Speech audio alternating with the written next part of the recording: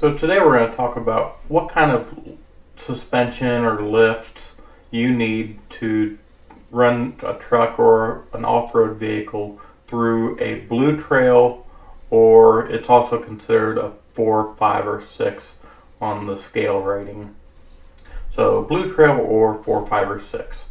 If you want to run on these kind of trails, you really need, like if we're talking about a Toyota Tacoma SR5, you need a 3-inch lift. I would do a strut kit on the front because a 3-inch lift, you're going to kind of need that. And I would do a block kit in the rear. The reason why I would do a block kit in the rear is unless you're going to completely change out your release springs, totally completely change them out for a new set, not just add a spring, then you need a block kit because you're going to be stiffening this rear end up too much with the added leaf structure. So get a block kit for the 3-inch in the rear and you're totally fine. Now also on the SR5, I would suggest for these blue trails, I would suggest skid plates underneath, at least for the front and for the transfer case / transmission area. That would be probably the minimum I would get for that. If you want, you can also get rock sliders, but you don't have to have a rock slider.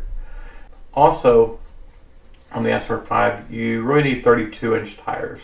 So the 265/75 R16 is a good size. They fit. It's just a good size for it. So a 32-inch tire is definitely a minimum you need. You don't need a 33-inch, 32-inch does just fine. Now, we're going to talk about the Jeep Gladiator and the Wrangler. So the Sport Edition, which is the base model for these, I would suggest a 2-inch lift in the front and rear, 32 or 33-inch tires. I would probably suggest 33-inch tires on the Jeeps, and the reason why is that center pumpkin, it gets hung on a lot of things. So if you don't want that center pumpkin to get hung up on a lot of things, put a 33-inch tire on that Jeep Gladiator, the Sport Edition. I don't think you really need skid plates for the Jeep. It's always nice to have skid plates, but you don't have to have it because the guts that gets damaged a lot is higher in a Jeep. So, a 2-inch lift with 33-inch tires is great for that. Now, of course, like a Jeep Rubicon, you don't have to do a thing. It's already set. For these blue trails, you're all set. The Ford Bronco Base Edition, I would do the same thing. It's 2-inch lift, and I would put skid plates on it because you need the protection underneath it. 33-inch tires is also what I would do on that one. 32-inch you could probably do just fine also. The reason why I would suggest 32 or 33-inch on like the Bronco or the Toyota Tacoma and bigger tires on the Jeep is the pumpkin. The Toyota Tacoma doesn't have a pumpkin underneath it, that center differential in the front, so you have a lot more clearance in the front. Now I know you're going to hit on the rear pumpkin, but because the rear doesn't have as much weight, it's a lot easier to handle. At least I've experienced that. And you can get a little skid plate for the rear too that your pumpkin can, or differential, can slide right over. So that's an option too. On mine I got the differential rear skid plate. The way it just slides over, and it's so great. Instead of getting that little thud noise, I hear a little and it slides right over it. It's the greatest thing. So if you have a Toyota Tacoma TRD off-road, I would suggest putting 32-inch tires on it. The reason why I have a TRD off-road and I have 32-inch tires, I have skid plates on the front and over the transfer case and over the transmission.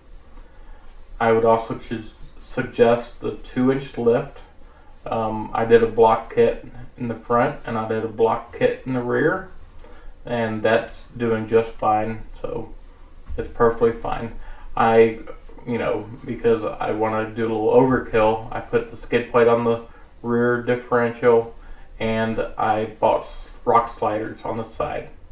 Now I will say you don't have to have rock sliders, because I off-roaded for a couple of years without them, and I'm kind of watching things a little closer, but I didn't hit anything. I hit one little spot. It made a little mark on my rocker. It gets you a little nervous, but I didn't really do much damage. Now, I did buy rock sliders, and I did skid on them pretty good, so who knows, they could have saved my rocker, I don't know, but the last time I was out there, I did skid on them pretty good, so you never know. Now, when it comes to the Ford Bronco, anything higher, like the Badlands and things like that, their tires are all set up. I would still get a skid plate underneath it. When you get a skid plate, don't get those. So there's 3 different types of skid plates out there. And this goes for Toyota and Bronco and even Jeep. There's 3 of them out there. There's one that's like steel. It's a paper thin steel plate. It dents really easy. So if you see a steel skid plate and it's really cheap, there's a really good chance that it's thin. And you don't want that one because it's just going to bang up and you just don't want it. It's not going to do much protection. The aluminum one, which is the one I have, they are good. They're not great, but they're good. They're lightweight. I found that under the transfer case and the transmission, because it's more of a flat area, the denting isn't as extreme. So when I bottom out on something there, the dents aren't as big. On the front skid plate, because it's got that curve area, I got more severe dents on that area. But, unlike the thin skid plate that it came with on the Toyota Tacoma, the aluminum one, it does great protection. It did a good job. It kept my front differential from being dented up, so it did a good job. Now, on my rear pumpkin, I have a steel skid plate on that, and the reason why is there's no gapping between the skid plate and the pumpkin, because you want to get as much ground clearance as you can on that rear differential. So it's right against the differential and it's steel, so if I hit something, it ain't gonna dent. It's gonna do what it needs to do. It's gonna let me skid over things, and it's gonna do a great job. On the front of my Tacoma, and just like a Bronco or anything, you can have aluminum because you have a bigger gap from the skid plate to the part that you want to save. You don't want it to damage, so you can do aluminum in the front, save the weight.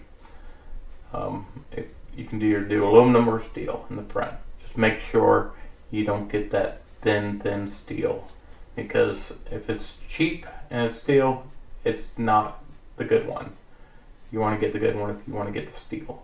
And this goes across the board for all the Jeep Gladiators, the Jeep Wranglers, the Ford Broncos, Nissan, Chevy, all of them, and even the Ford Ranger. This goes for everybody. Get a good skid plate if you're going off-roading, and especially the 4, 5, or 6 rated trails. It's also called the blue trails on the course type trails. So that's pretty much it for this episode. This is the tricks to get through those trails. And let me say, these trails are fun. So you go through the green trails, or the 1 through 3 trails that are numbered. They're okay. 1 is just a dirt road, but they're okay. The 1 through 3s, they're just, you're kind of bouncing around. You kind of catch a couple good rocks. A couple good hills, they're okay. But the minute you get into the blue trails, the excitement goes up. The hill extent, the rock sizes, the angle, because you got bigger rocks, you got more angles you're going to deal with. I really suggest getting these upgrades so you can go to these extreme off-road parks. You know, I know some people will say blue isn't as extreme. You know, it's not as extreme as black and red. It's true, it's not as extreme as that, but you need a massively built-up off-road vehicle for those. So if you go to the blue trails or the 4, 5, and 6 trails, you're going to enjoy it a lot and have a lot of fun. And you're not going to have to put a ton of money in your vehicle. You're going to have tons of fun. So that's why I say go with that, you know, kind of minimal amount that you have to put in your vehicle. You'll have tons and tons of fun. So that's it for this episode. And if you like what we're doing, please subscribe because you guys make it happen. And we'll see you next episode.